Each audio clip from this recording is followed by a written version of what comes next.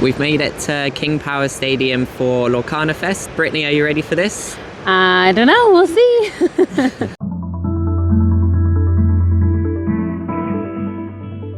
Hello everyone, welcome back. We are here at LorcanaFest and we're ready for Britni's tournament day. Yeah, I'm excited to be here. I have somewhat low expectations. I think the best way to go into it is to just hope that I can do my best, to maybe be some good competition for some people, but I don't really expect to win a lot of games today, which is fine. I just want to come out of it feeling proud of the way that I played. Yeah, so we've got about an hour till round one, so as you probably noticed, the hall's starting to fill up with people. How are you feeling about round one in particular? I'm feeling a little bit nervous. My biggest fear is that I'm going to make a fool out of myself. So I forget simple things like drawing on turn one, or you know, playing certain cards or remembering to eat, those kinds of things. Sometimes I play cards and forget to do the actions and all that kind of stuff. So I'm just hoping that when I sit down, calm myself down, remember those basic parts of playing that I sometimes just forget to do. Yeah, so in those instances where maybe you do forget some of the key triggers, you can use cue words to remind yourself. So as your turn's starting, you can use draw, just simply say draw, ready, hand, and then that reminds you, oh, I need to draw a card, I need to ready up my characters, I need to ready up my lore, and then I need to look at my hand to see what I'm going to do on my turn. That's a good reminder. Okay, and as we prepare for round one as well, how are you sort of preparing yourself mentally to go into this tournament? I think right now I'm just trying to enjoy it and enjoy being in the environment, and then I think when I sit down, I'm just gonna, you know, think through those basic things, lay my mat out, get my deck ready, and then just, I don't really know. I've never really been in an environment like this. So I think the biggest thing is just remembering, like, pretend like I'm playing against one person in a small room in a very quiet environment, and not let myself get all caught up in everybody else that's in the room. Yeah, I mean, in these tournaments, it can be quite easy to go into sort of what's known as a fret state. So there's something known as challenge and fret states. So when you're going into a big tournament like this, then you may see it as a threat, and that might actually deter you from performing very well, because you see it as like it's quite a big stress on you. You're threatened by the situation. Whereas if we can shift that thinking into it's a challenge, it's something to overcome, suddenly you're more thinking along the lines of, oh, this is an opportunity for me to compete and perform, and then the stress doesn't impact you as much. So it's often good to see change your thinking into more of the challenge state. So what kind of things could you sort of say to yourself if you notice that maybe that threat state might be coming on, to reframe that into it being in more of a challenge focus? I think probably I'm the type of person that tends to thrive when it comes to a challenge. If I know that there's something completely in my control, then I figure out what I can do to push myself and to do even better. So I think coming into it, I'll just try and focus on some positive mental talk, like, you know, what can I do to, you know, like take it turn by turn basically. So what can I do to, you know, take out that character, or what can I do to help build my board state a little bit more, and try and focus on each turn, but be flexible within it. I think that's something that as a competitor I'm still figuring out myself, is not panicking if something that I had planned out doesn't go my way, or if I make a small mistake. Yeah. Just remembering, okay, what can I do at this point? And trying to pay attention, like be within the game and pay attention to the kind of deck that they might have and the cards that I'm seeing come out. Because I think in the first game is the most important time to be paying attention to the type of deck that they have, because you know, you have at least one more game, and if you can then start to learn to react to their deck, then that can be helpful. So I think probably coming at it from that point of view, just turn by turn, play by play, thinking through what I can do, what I can control. Yeah, awesome. Well, that's everything for us before the round one. So best of luck, Britni. I know we're all rooting for you, and we'll catch up with you again in a couple of rounds.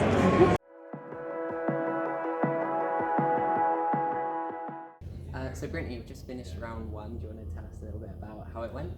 Well, I'm going to be honest, the first game was not great. It took me a while to get into it, and my opponent just quested very quickly. Yeah. And all of a sudden she went from 8 to 20, and I thought, how did that happen? She had a lot of cards that quested for 2 or 3 lore, so that kind of snuck up on me. The second game, I felt a lot better. I was more confident. I wasn't as nervous. So I went into it, and I managed to get some of my combos out that we had talked about. So I managed to get my big Mushu out that gave me the rush, the reckless, and the evasive. I managed to get the Mushu out that gives me the lore for taking out characters, and I got a couple big characters out. So I was able to keep her board quite low, and by the end, I just kept taking characters out and getting the lore for it. And she told me that she felt like she couldn't really do anything with that big Mushu. But then the third game, it was completely reversed. She had this Tiana that gives you -3 attack for your character, but she had 2 of them out. So it was -6 attack, and I didn't have any big characters that I could even play. And that's a pretty low cost character. So she got them out very quickly and was able to just quest. And it was not a very close game just because my deck is built to be a bit of a longer game deck, and hers was a very quick questing deck. So I felt like it was good competition. I really enjoyed it. Awesome. And I enjoyed playing, but yeah. So you mentioned a little bit about, that first game, you were quite nervous and stuff going into that. What was that experience like? Just give us a little bit of an insight into that. Well, I wasn't like super nervous. They did like a player meeting, so I sat down, and the guy was really nice, and I was like, oh, this will be okay. He gave me a couple of tips. And then suddenly we switched, and I wasn't expecting that, so that, I think the unexpectedness of it, ramped up my nerves really high. And then the people that were sat next to us, actually, the woman just kept saying, I'm so nervous, I'm so anxious, and that just kind of kept making me more nervous and anxious when I wasn't really that much before. So it's interesting how even just the environment and the unexpectedness of it just really ramped it up so quickly. Yeah, I mean, you're completely right, and it's completely natural to feel that way. At the end of the day, you're still playing the same card game, but what's changed is that environment around you and all of that extra stress coming from different places that you might not even imagine. You just happen to sit next to someone who kept saying that they were nervous and stuff, and maybe you don't have a way of dealing with that, so that can influence the way that you're feeling. So when it comes to these larger tournaments, you'll find that even though you want to play just as you would at your local game store or you would at home, the environment can influence you, so that's where you might implement some of the techniques to try and mitigate the stresses coming from the environment. Yeah, and I tried a little bit of that. So I know previously we had talked about trying to stay in the game. We talked about, pre-tournament routine, and so I laid my cards out, I laid my mat out, and then each turn I just reminded myself to draw, to ready, to play, and I focused on what I could control rather than all the things around me. So I really tried to just hone in on what was happening in front of me, and I found that helped me feel a lot better. I mean, I didn't play the best during my first game, but I knew that was all I could control, that was all I could focus on, and I completely tuned out with people next to me, and that helped a lot. Yeah. Awesome. Well, now you sort of experienced it, we can take some of those skills into the next round. Currently 0-1, so let's see what we end up with after round 2. But again, we're all rooting for you, so we'll see how you get on in the next round.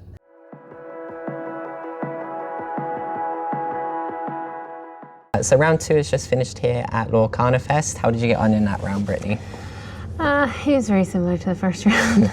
I didn't do great in the first game. The second game I managed to win, and then the third game I didn't do great either. He had a Hades card that he managed to draw 3 times in both of those games that just puts a player into your inkwell right away when he plays it, so he kept putting my bigger cards into my inkwell before I got the chance to actually play with them. And then it was hard because by then it was kind of late in the game and I didn't have a lot of cards to play with in general. So yeah, that's a rough one. But now that you sort of experienced the first round, how did it feel going into round 2? I felt a little bit more confident and more comfortable playing with my cards, and I've learned that the 2 decks that I've gone up against now, one of them, she just quested very quickly, and then the other one, he didn't really get a lot of characters out at the beginning, but then when he was putting a lot of my cards into my inkwell, I learned, well, quest as much as I can.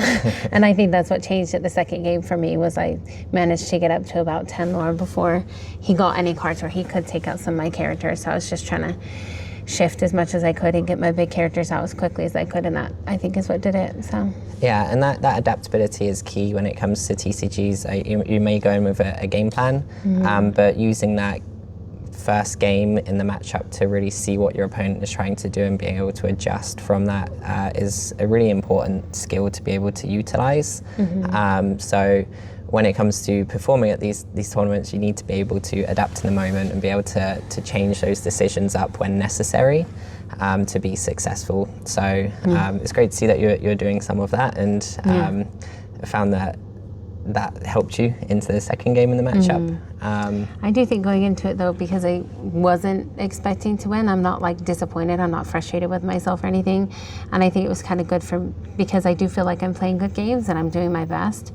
And so going into each round, I don't get all grumpy and frustrated. I just treat it as a new round, a new experience that I can learn from, because I've learned a lot from the first 2 games that I've played. So yeah, so how are you doing that? How are you managing the emotions and the... So when I get into the game, it's nice that you get a new opponent and that it's all fresh, and we talk to each other, get to know each other a little bit, get into the game, and then when I start the round, or when I start the game, I just put everything behind me. I didn't think about how previously I had lost.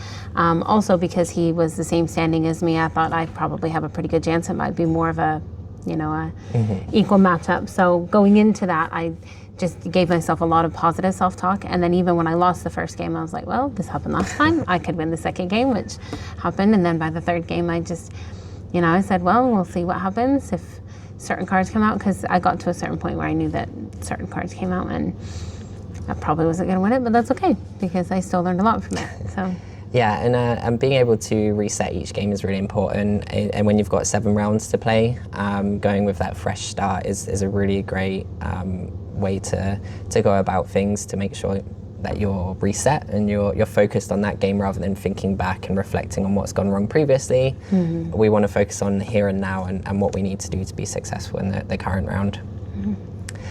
Well, that's round 2, so we'll continue to follow Britni's journey and see how she gets on in the next couple of rounds.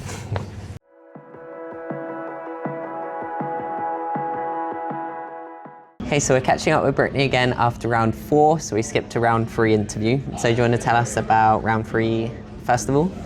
Round 3 was very similar to round 2. I played against almost the same deck, which I discussed with the Hades in there and a couple of the different cards. It just very quickly put a lot of my big characters straight into the inkwell, so it was difficult to play against a deck like that.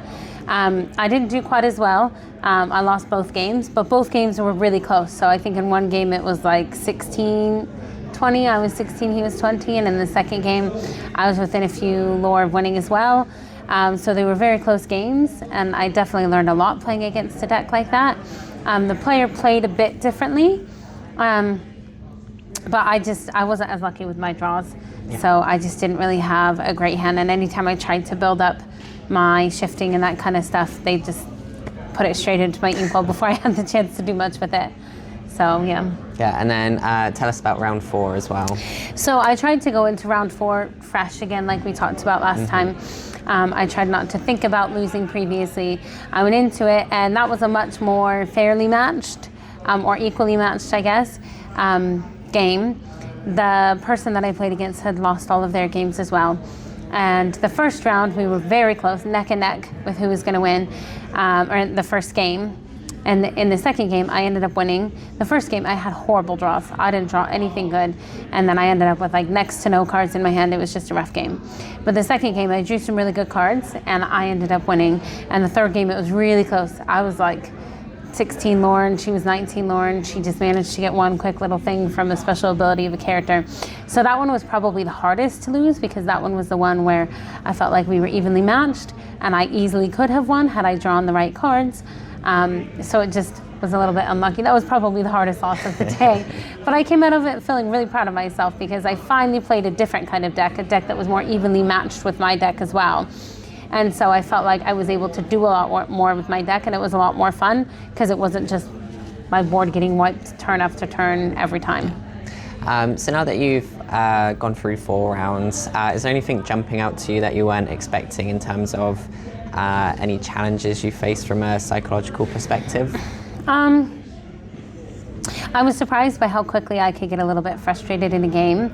I tried really hard not to stress about it or worry about it, and I was trying to think about what I could control. So like, for example, in the last game, I could tell she was getting really anxious and refusing to quest any of her characters or exert them so that I wouldn't attack them. So I could see how it was affecting her, but then there were times as well where I did something and I was like, oh, I can't believe I did that. And I saw some of the negative self-talk sneaking in, which I haven't really experienced most of the day. I actually experience that on a regular basis when I play other people, but today I think my expectations were different. But I could tell when I did better in a game, I maybe got a little bit overconfident, and when I did worse in a game, then I started second-guessing my choices. And so I was actually surprised by how quickly my mood could change just in the span of 30, 40 minutes. Yeah, and you might notice that when you decide to enter into the competitive scene, suddenly you're putting more emotional weight behind this sort of environment. You know, it's no longer just the case of I've turned up to a tournament at my local store, but you've most likely invested a lot of money in travel, hotels, the tournament itself. Yeah, and it's interesting, the pressure, because we came into this not even necessarily expecting to win, but just trying to learn from it. But even just the pressure of like knowing that we're creating this content, knowing that we're trying to showcase my experience, it was interesting how much I felt that pressure. Even though there wasn't a lot of pressure, I still started to feel it. And also the biggest thing that jumped out at me was just how tired I am. After playing 4 rounds, I played 3 games in every round except one. Yeah. After all that playing, I'm just mentally exhausted. And so I could see myself making simple mistakes, like I forgot to draw on my turn at one point, or you know, I didn't exert a character correctly, and I could see it was happening to the other players as well. But by this point, I mean, I couldn't imagine playing another 3 full rounds in the same tournament, because it's just mentally exhausting. Yeah. And you start to see it take its toll. I've played before, I've played multiple rounds before, but not quite like this, and that did surprise me how tired I am. Yeah, and that's where some of these mental skills can really come into benefit. You know, things like we spoke about at the start of the tournament, using those keywords of draw, ready, hand. If you've practiced that before coming to a tournament and you ingrain it into the way that you're playing, then it becomes second nature for you, rather than just being another thing that you have to cognitively be aware of. Right. So then naturally in these tight games later on in the day, when you're getting tired, when that exhaustion is creeping in, it's still just natural for you to go through that process of draw, ready, hand, and it's just that subtle reminder constantly. Well, and I noticed there were a couple of my cards that I thought I knew how to play, but there was a little bit of wording where one person was like, oh, that's not quite right. And then in that moment you feel a little embarrassed, like, well, yes, this is my deck. So I do think putting in a little bit more time and effort, but also, like you said, I didn't really have that routine in play until this morning. And so now I am trying to remember that, but I do think having some of those things, I think this is a big learning experience, and if I were to go into another tournament like this, I would feel a lot more prepared and ready, because I know a little bit more about what to expect, and I know a little bit more about how I react to these kinds of games. Yeah, so that's the purpose of this series really is, you know, we're only a few videos in and we've already entered into this tournament. Jumped right in. But it's a learning curve and opportunity to see where Britni is at currently, and then we can start working on different techniques through these videos, leading up to potentially future tournaments where she'll enter, and we'll then see how she decides to implement the mental skills at those points after a little bit more preparation. Well, and I think going to smaller local tournaments like store championships and stuff, I'll feel a lot more confident and ready for that. Yeah. And then that would then hopefully help lead up to a more successful, bigger tournament in the future. Yeah. So, and also try other decks. I really like the deck that I'm playing, but I think it'd be good to be a little bit versatile, because I have learned that this deck just doesn't work well against a deck that's really popular at this tournament. I've seen this deck at least 5 or 6 times, not even against someone I've been playing, but other people there's a very common deck here for sure. Yeah, and that preparation piece I think comes out quite a lot in conversations with TCG players. You know, you need to know the meta and understanding what to expect from certain decks when you're coming into a Lorcana challenge like this. And what decks are popular right now. Yeah, so that you can be prepared on how you're going to try and counter those decks potentially.